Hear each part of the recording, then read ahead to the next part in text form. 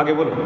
संकट मिटे हरे सब पीरा, संकट कटे हटे सब पीरा, जो सुमिरे हनुमत बलबीरा। तो जब जानते हो और हनुमान चालीसा करते हो फिर भी भय करते हो बाबू, हनुमान जी के ऊपर तुम्हारा भाव नहीं है, भाव भक्ति हैं। पंडित जी आपको हनुमान जी भी दिखाई दे दिए हैं फिर भी डरते हो, क्या बात भाई? हनुमान जी डांट रहे हैं तो कौनो बदमाशी किए होंगे तभी डांट रहे होंगे, बंदर भगवान है, मंकी गॉड, ऐसे तो नहीं डांटते किसी को। ये है पंडित जी सुरापान कर लिए स्वर्ग से लेके, तभी हनुमान जी डरा रहे हैं, और कुछ नहीं, और कुछ नहीं।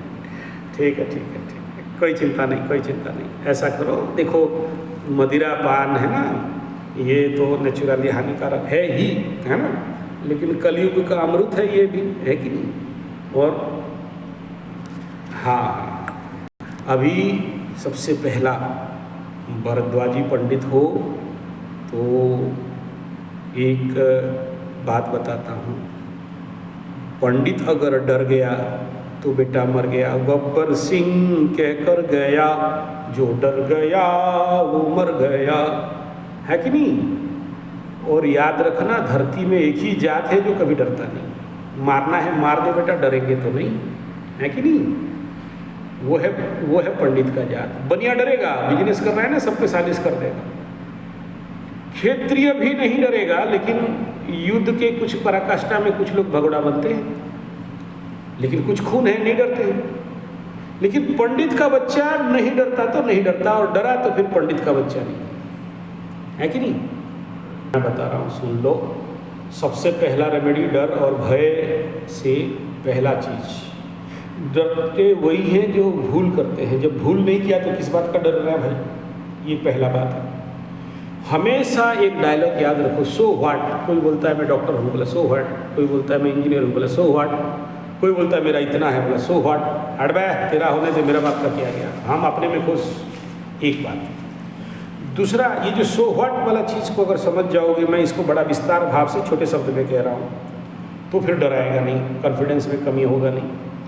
नेक्स्ट, इसका नेक्स्ट इलाज है कि हनुमान चालीसा का सिद्धि करना और हनुमान मंत्र का सिद्धि करना।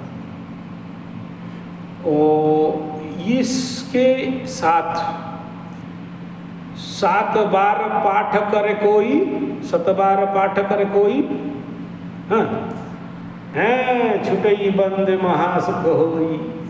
सिंदूर को ऐसे लेना, कोई देखो आजकल मंदिर उद्दिर में पूजा पाठ ठीक से जनरली पंडित लोग करते नहीं है, पैसा के चक्कर में दौड़ते रहते हैं। मैं पंडितों का निंदा नहीं कर रहा हूँ, लेकिन सर जगह में यहाँ भी वही हालत है, वहाँ भी वही हालत है। बाबू ऐसा है ना, जो लोग साधक हैं ऐसे लोगों के पास जाना, बोलना थोड़ा सा हनुमान सिंदूर दो, ठीक है?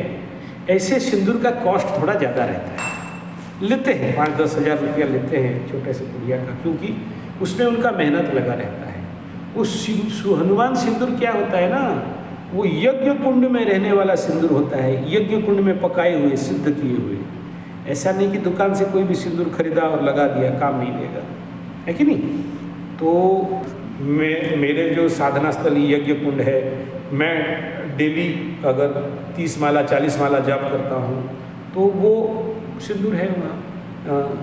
हनुमान जी का सिंदूर है, फिर माँ कामाक्षी का है, ऐसे अलग अलग। जैसे रात को हम लोग माँ काली के लिए करते हैं तो काली माँ का सिंदूर है, अलग है। वो माँ काली के सिंदूर, काली के यंत्र में सिद्ध किया हुआ है, और वो कई साल से सिद्ध चल रहा है। तो वहाँ से थोड़ा भी मिल जाए ना तो आपका काम बन गया, ठीक है?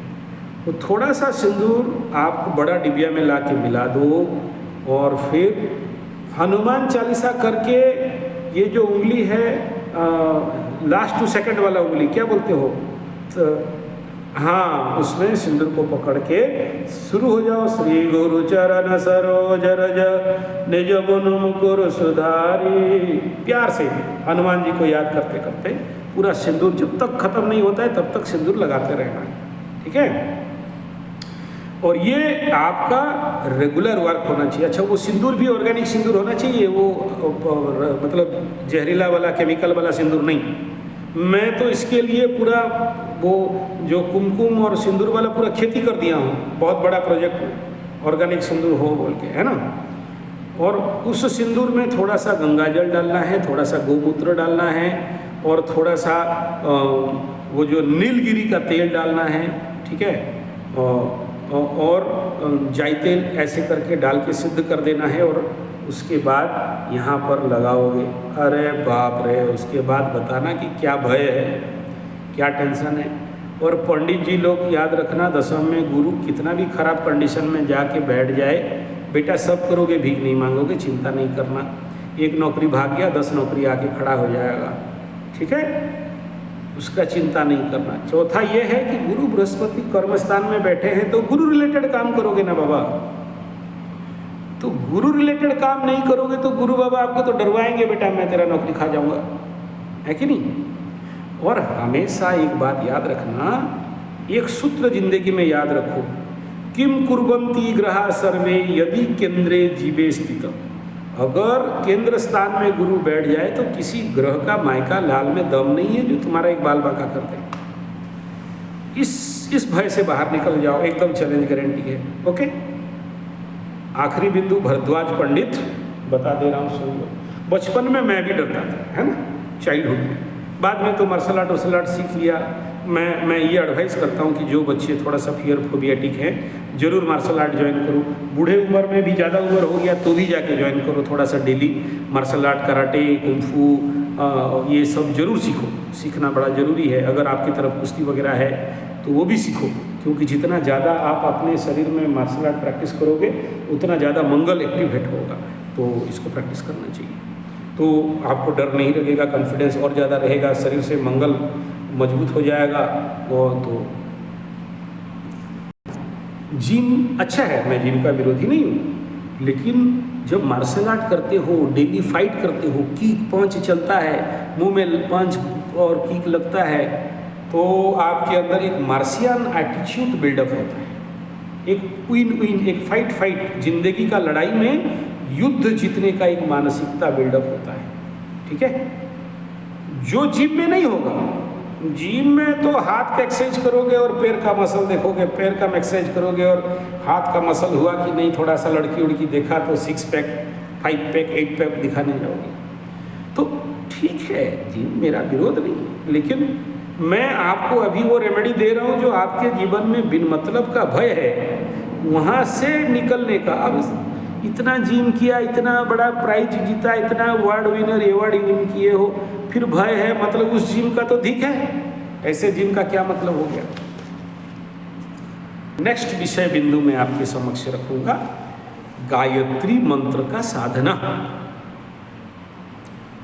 हाँ, आप जहाँ रहते हो वहाँ से 100 किलोमीटर दूर में शांति कुंज हरिद्वार का स्थान है, वहाँ चले जाओ, 7-8 दिन का पुरस्चरण कर लो। अभी नवरात्र आ रहे ना, नवरात्र के समय वहाँ चले जाना, नहीं तो मेरे पास आ जाना।